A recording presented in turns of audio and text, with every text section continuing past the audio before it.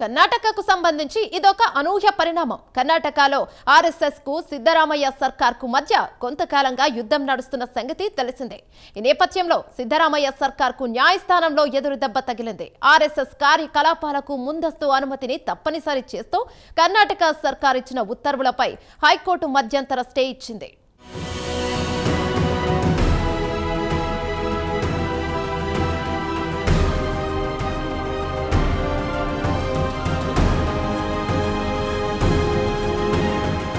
కర్ణాటకలో కొంతకాలం నుంచి ఆర్ఎస్ఎస్ కార్యకలాపాలు జోరందుకున్నాయి. అయితే అక్కడుంది కాంగ్రెస్ సర్కార్. దీంతో ఆర్ఎస్ఎస్ కార్యకలాపాలకు చెక్ పెట్టాలని సిద్ధరామయ్య నాయకత్వంలోని కాంగ్రెస్ నిర్ణయించుకుంది. దీంతో రాష్ట్రంలో ఎక్కడ కార్యక్రమాలు జరుపుకోవాలన్నా ఆర్ఎస్ఎస్ నేతలు ముందుగా సదరు సమాచారాన్ని అందజేయాలని కర్ణాటక ప్రభుత్వం ఇటీవల ఉత్తర్వులు జారీ చేసింది.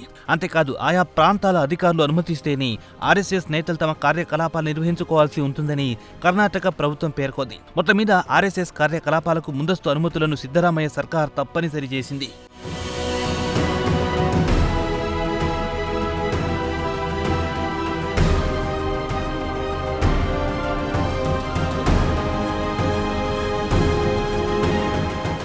అయితే సిద్ధరామయ్య సర్కార్ ఉత్తర్వులు వివాదాస్పదమయ్యాయి.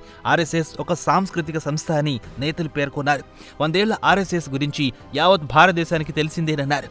జాతి పునర్జీవంలో ఆర్ఎస్ఎస్ పాత్ర గురించి ప్రత్యేకంగా చెప్పాల్సిన పనిలేదన్నారు. ఇటువంటి పరిస్థితుల్లో ఆర్ఎస్ఎస్ కార్యకలాపాలకు ముందస్తు అనుమతులు తప్పనిసరి చేయడం సరైన నిర్ణయం కాదన్న వాదనలొచ్చాయి. అంతేకాదు ఆర్ఎస్ఎస్ ఏర్పడి 100 ఏళ్లైన నేపథ్యంలో కర్ణాటకలో భారీ స్థాయిలో కవాతు నిర్వహించాలని సంఘ్ నేతలు సిద్ధమైన వేళ ముందస్తు అనుమతులు తప్పనిసరి చేస్తూ అక్టోబర్ 18న కర్ణాటక ప్రభుత్వం ఉత్తర్వులు జారీ చేసింది. అంతేకాదు ఎవరైనా సదరు ఉత్తర్వులను బేఖాతరు చేసి వారిపై చట్టపరంగా చర్యలు తీసుకోవాలని ప్రభుత్వ యంత్రాంగాన్ని కర్ణాటక సర్కార్ ఆదేశించింది.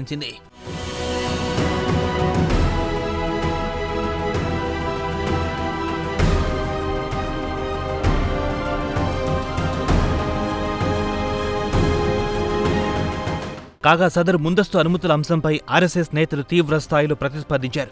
అసలు కర్ణాటకలో ఆర్ఎస్ఎస్ ను నిషేధించాలనే దురుద్దేశంతోనే సిద్ధరామయ్య సర్కార్ ఉత్తర్వులు జారీ చేసిందని సంఘ్ నేతలు ఘాతు ఆరోపణలు చేశారు. అయితే తామిచ్చిన ఉత్తర్వులను వెనక్కి తీసుకోవడానికి సిద్ధరామయ్య సర్కార్ అంగీకరించలేదు. ఆర్ఎస్ఎస్ అనుమతులకు సంబంధించి సర్కార్ మంకుపట్టు వీడలేదు.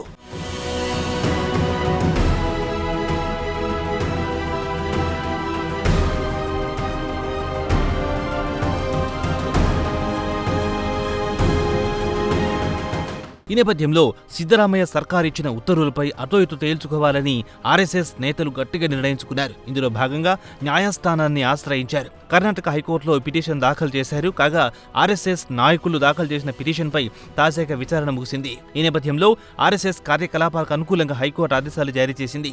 సిద్ధరామయ్య ఉత్తర్వులపై కర్ణాటక హైకోర్టు మధ్యంతర స్టే ఇచ్చింది. దీనిపై తదుపరి విచారణను నవంబర్ 17వ తేదీన కర్ణాటక హైకోర్టు వాయిదా వేసింది. దీంతో సిద్ధరామయ్య సర్కార్కు గట్టి ఎదురుదెబ్బ తగిలినట్టయింది.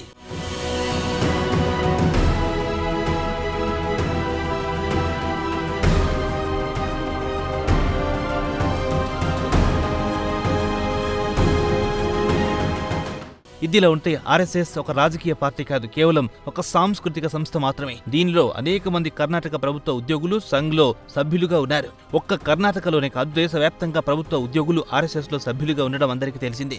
ఒకవైపు ఉద్యోగం చేసుకుంటూ మరోవైపు ఆర్ఎస్ఎస్ కార్యకలాపాలలో వీరు పాల్గొంటూ ఉంటారు. దీనివల్ల ఎవ్వరికి ఎటువంటి ఇబ్బంది ఉండదు.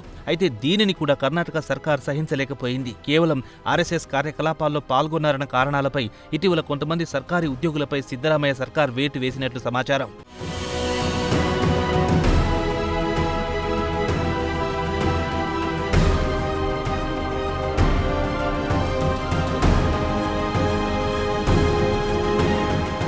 ఇదిలా ఉంటే కర్ణాటక ముఖ్యమంత్రి మార్పు మరోసారి తెరమీదికి వచ్చింది. ఈ నేపథ్యంలో కాంగ్రెస్ హైకమాండ్ ఆదేశాలకు తాను కట్టుబడి ఉంటానన్నారు ముఖ్యమంత్రి సిద్ధరామయ్య. కాంగ్రెస్ హైకమాండ్ ఆశీర్వాదం ఉంటే మరో 2.5 ఏళ్లు ముఖ్యమంత్రిగా తానే కొనసాగుతానని సిద్ధరామయ్య పేర్కొన్నారు. 2023 కర్ణాటక అసెంబ్లీ ఎన్నికల్లో కాంగ్రెస్ అధికారంలోకి వచ్చిన సంగతి తెలిసింది. అయితే ముఖ్యమంత్రి పదవి కోసం సిద్ధరామయ్య, డీకే శివకుమార్ మధ్య హోరాహోరీ పోరు నడిచింది. ఈ నేపథ్యంలో ఒక ఒప్పందం కుదిరింది. మొదటి 2.5 ఏళ్లు సిద్ధరామయ్య ముఖ్యమంత్రిగా ఉంటారు. చివరి 2.5 ఏళ్లు ముఖ్యమంత్రిగా డీకే శివకుమార్ ఉంటారు. అయితే సిద్ధరామయ్య 2.5 ఏళ్ల పదవి కాలం ముగియబోతోంది. ఈ నేపథ్యంలో ముఖ్యమంత్రి పదవి కోసం డీకే శివకుమార్ తీవ్ర ప్రయత్నాలు చేస్తున్నారు. అయితే కాంగ్రెస్ హైకమాండ్ మాత్రం ఎటు తేల్చడం లేదు. ఏదేమైనా సిద్ధరామయ్య సర్కార్పై హైకోర్టులో ఆర్ఎస్ఎస్ విజయం సాధించింది.